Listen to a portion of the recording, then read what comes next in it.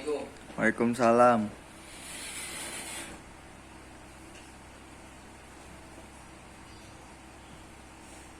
Baik anak-anak, sebelum kita mulai mata pelajaran hari ini, alangkah baiknya kita berdoa terlebih dahulu. Dan ketua kelas, saya persilakan untuk memimpin doa. Baik teman-teman, sebelum kita memulai pelajaran, alangkah baiknya kita membaca doa terlebih dahulu. Berdoa menurut keyakinan masing-masing. Mulai.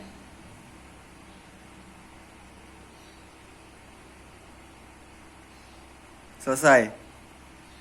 Memberi salam.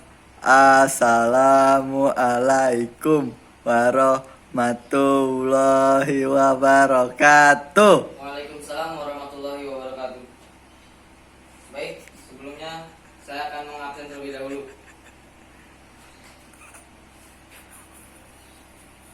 Mahardika Bimo, Dir, Sauki Iqbal, dir, Nurin Ilham, dir, hadir semua anak-anak. hadir. Baik, bagaimana kabarnya anak-anak? Baik, Pak. Alhamdulillah, semoga kita masih dalam lindungan Allah Subhanahu wa taala. Amin. Sebelum saya memasuki materi yang sekarang, saya akan mengulas kembali tentang materi yang minggu lalu yang saya sudah jelaskan, yaitu ruang lingkup ekonomi. Apakah masih ada yang ingat? Masih, Pak. Apa itu saudara Sauki Iqbal? Ruang lingkup ekonomi adalah ilmu ekonomi, merupakan salah satu ilmu yang wajib dipelajari oleh manusia apabila ingin mencapai kesejahteraan, Pak. Ya, betul sekali. Jadi pengertian ilmu ekonomi merupakan disiplin ilmu yang mempelajari tentang berbagai perilaku manusia dalam mencapai sebuah kemakmuran. Nah, pengertian istilah ekonomi pun berasal dari kata Yunani, yaitu oikonomia. Oikonomia itu mempunyai dua kata. Yang pertama ada oikos yang artinya rumah tangga, dan nomos yang artinya aturan.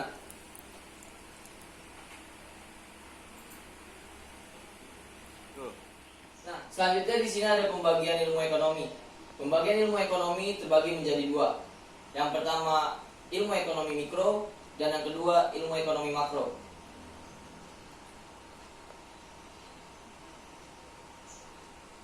Saya akan membahas tentang ilmu ekonomi mikro terlebih dahulu. Ilmu ekonomi mikro merupakan ilmu yang membahas tentang komponen ekonomi yang bersifat mikro atau kecil. Nah, definisi di sini, ilmu ekonomi mikro suatu ilmu yang menganalisis, melihat proses kegiatan ekonomi yang bersifat kecil, dan ilmu yang mempelajari perilaku konsumen dan produsen beserta penentuan harga pasar, produk, jasa dan kuantitas, faktor input yang diperjualbelikan dalam pasar. Nah, dalam proses terjadinya ekonomi mikro, terjadi itu karena adanya permintaan, penawaran, perilaku konsumen dan produsen, harga, biaya, dan pasar. Go. Ya, selain itu, ilmu ekonomi mikro juga mempunyai contoh. Yang pertama ada pasar persaingan sempurna, pasar monopoli, dan juga pasar oligopoli. Definisi dari pasar persaingan sempurna adalah pasar yang jumlah penjual dan pembelinya itu sangat banyak, dan produk yang dijual itu sejenis atau sama. Yang kedua ada pasar monopoli. Pasar monopoli, pasar yang hanya memiliki satu penjual tetapi banyak pembelinya. Yang ketiga ada pasar oligopoli. Pasar oligopoli salah satu bentuk pasar yang saya bilang tidak sempurna, karena hanya terdapat beberapa produsen dengan banyak pembelinya. Nah, sampai sini apakah sudah dimengerti? Ngerti, Pak. Apa ada yang ingin ditanyakan? Ada, Pak. Ya, silakan saudara Mahardika Bimo. Ya, Pak, apa sih contoh-contoh dari pasar persaingan sempurna, pasar monopoli, dan pasar oligopoli? Ya, terima kasih untuk pertanyaannya saudara Mahardika Bimo. Saya ulang kembali anak-anak. Pertanyaan dari saudara Mahardika Bimo yaitu contoh dari pasar persaingan sempurna, contoh dari pasar monopoli, dan juga contoh dari pasar oligopoli. Yang pertama ada contoh dari pasar persaingan sempurna adalah pasar tradisional. Kenapa saya bilang pasar tradisional? Karena pasar tradisional mempunyai penjual dan pembeli yang sangat banyak. dan produk yang diperjualbelikannya hampir sama atau sejenis. Yang kedua ada contoh dari pasar monopoli. Pasar monopoli contohnya adalah satu, ada perusahaan Pertamina, yang kedua ada perusahaan PLN. Kenapa saya menunjuk perusahaan Pertamina dan perusahaan PLN sebagai pasar monopoli? Karena pasar yang memiliki satu penjual tetapi banyak pembelinya. Yang ketiga ada pasar oligopoli. Contoh dari pasar oligopoli adalah satu, industri rokok, dua, industri mobil, yang ketiga ada industri semen. Kenapa saya menunjuk industri rokok, mobil, dan semen sebagai termasuk ke dalam pasar oligopoli? Karena salah satu pasar yang tidak sempurna, hanya terdapat beberapa produsen dan banyak pembelinya. Ya, selanjutnya ada ilmu ekonomi makro. Ilmu ekonomi makro merupakan ilmu yang mempelajari tentang perekonomian secara makro. Adapun definisi dari ilmu ekonomi makro yaitu suatu ilmu ekonomi yang membahas perekonomian yang lebih kompleks dan luas secara menyeluruh, yang dapat merubah dan mempengaruhi banyak masyarakat, perusahaan, pasar, dan juga perekonomian suatu negara. Nah, adapun contoh-contoh dari ilmu ekonomi makro. Yang pertama ada pendapatan nasional, yang kedua ada inflasi, dan yang ketiga ada deflasi. Pengertian dari pendapatan nasional yaitu nilai akhir suatu negara dan sebuah barang dan jasa yang diproduksi dalam satu tahun.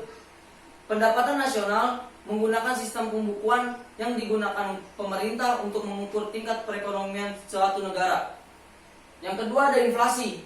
Inflasi yaitu proses meningkatnya harga secara umum dan terus-menerus yang berkaitan dengan mekanisme pasar yang disebabkan oleh konsumsi masyarakat yang meningkat, berlebihnya likuiditas yang memicu konsumsi atau bahkan spekulasi.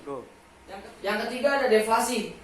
Deflasi yaitu suatu periode di mana harga secara umum tetapi nilai uang bertambah.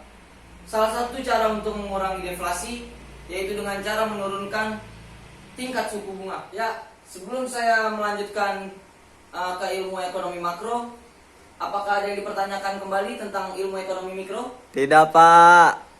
Sudah mengerti semua? Sudah. Baik, sekarang saya lanjut ke ilmu ekonomi makro. Ilmu ekonomi makro merupakan ilmu yang mempelajari tentang perekonomian secara makro atau luas. Jadi definisinya ilmu ekonomi makro yang membahas perekonomian yang lebih kompleks dan luas secara menyeluruh yang dapat merubah dan mempengaruhi banyak masyarakat, perusahaan, pasar, bahkan hingga perekonomian sebuah negara. Nah, di sini ada contoh ilmu ekonomi makro, yaitu yang pertama ada pendapatan nasional, inflasi, dan juga deflasi. Go. Ya, selanjutnya ada manfaat ekonomi makro dan mikro. Manfaat ekonomi mikro yaitu manusia dapat melakukan penghematan dalam menggunakan sumber daya yang serba terbatas, dan juga manusia dapat mencapai kepuasan yang maksimum. Yang kedua ada manfaat mempelajari ilmu ekonomi makro. Manfaat dari ilmu ekonomi makro yaitu manusia dapat mengetahui pendapatan nasional dan juga pertumbuhan ekonomi nasional. Ya, yang terakhir ada manfaat dari ilmu ekonomi makro dan mikro. Yang pertama ada manfaat ilmu ekonomi mikro yaitu manusia dapat melakukan penghematan dalam menggunakan sumber daya yang serba terbatas, dan juga dapat mengetahui cara-cara mencapai kepuasan maksimum. Yang kedua ada manfaat mempelajari ilmu ekonomi makro yaitu dapat mengetahui pendapatan nasional dan juga pertumbuhan ekonomi nasional.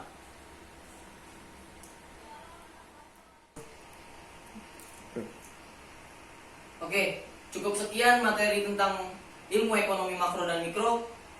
Jadi kesimpulannya yaitu dalam kehidupan sehari-hari manusia tidak lepas dari kegiatan ekonomi dengan tujuan untuk memenuhi kebutuhan dan mencapai sebuah kemakmuran. Sampai sini apakah sudah mengerti anak-anak? Sudah, Pak. Ada yang ingin ditanyakan? Tidak. Jika tidak, saya akan tutup materi kali ini, dan materi untuk minggu depan yaitu cabang-cabang ilmu ekonomi. Cukup sekian dari saya. Wassalamualaikum warahmatullahi wabarakatuh. Waalaikumsalam warahmatullahi wabarakatuh.